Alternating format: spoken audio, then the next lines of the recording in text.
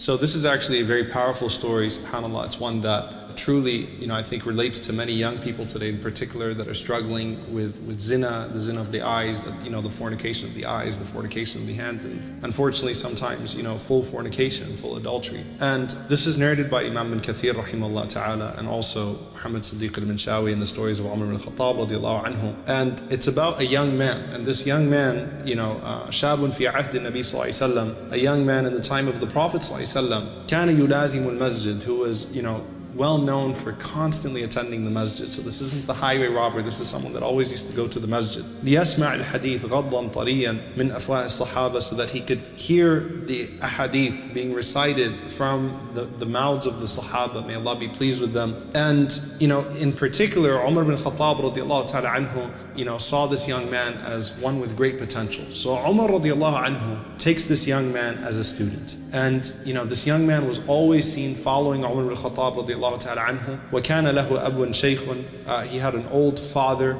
that he used to constantly go home and serve every single night. His mother had passed away, so it was just him and his father. And every night when he left the masjid, as he was on his way to his father, كَانَ عَلَى طَرِيقِهِ إِمْرَأَةٌ, there was a beautiful young lady that used to constantly call him to commit adultery. And subhanAllah, he would always ignore her. He would head to his father's house and he didn't pay attention to her. And then one day, and that's how it works with shaitan, right? He catches you in a vulnerable moment. One day as he was walking and she started to tempt him, as she always did, he actually followed her. And subhanAllah, as he went behind her, لَمَّا أَرَادَ أَن يَدْخُلَ الْبَيْتَ خَلْفَهَا, just as he was about to enter into the house behind her, he remembered the ayah in Surah Al-A'raf, verse 201. تذكر قول الله, he remembered these words of Allah subhanahu wa ta'ala, إِنَّ الَّذِينَ اتَّقَوْا إِذَا مَسَّهُمْ طَائِفٌ مِنَ الشَّيْطَانِ تَذَكَّرُوا فَإِذَا هُمْ مُبْصِرُونَ. That indeed those who fear Allah subhanahu wa ta'ala, when they're touched by an impulse of shaitan,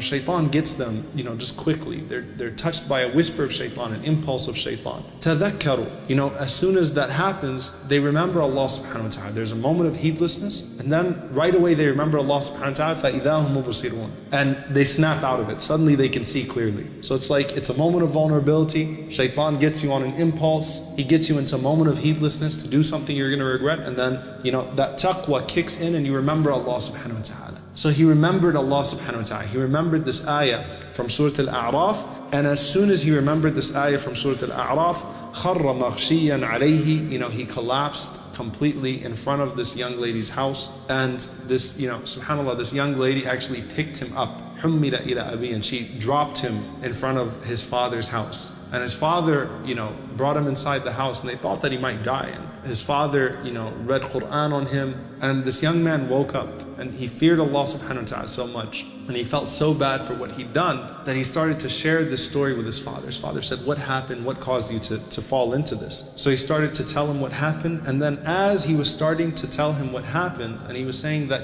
I remembered an ayah from the Quran, his father said, "What was that ayah that you remember?" And as he started to recite that ayah again, he passed out again, but this time he didn't wake up. So subhanAllah, he actually passed away. And Umar ibn Khattab radiallahu ta'ala anhu was called to the house, and he came and he was very grieved, and they took him and they actually prayed janazah on him that night. And subhanAllah, this is where a miracle happens. As Umar radiallahu ta'ala anhu buried him and he cried and they prayed on him, Umar ibn Khattab radiallahu anhu said, "Ya fata, waliman khafa maqama rabbihi jannatan." He said, "O young man," and he recited the 46th ayah of Surah Al-Rahman, "whoever fears the standing before his Lord will have 2 gardens, 2 Jannahs." And when Umar radiallahu ta'ala anhu said that, the young man actually responded from his grave. And that's why Ibn Kathir has this section, شَابٌ يَتَحَدَّث مِنْ قَبْرِهِ, a young man who spoke from his grave. The young man actually responded to Umar radiallahu ta'ala anhu and said, "Ya Umar, قَدْ أَعْطَانِيهِ مَا رَبِّي فِي الْجَنَّةِ مَرَّتَيْنِ." Allah has given me these gardens in Jannah twice, meaning Allah has given me even double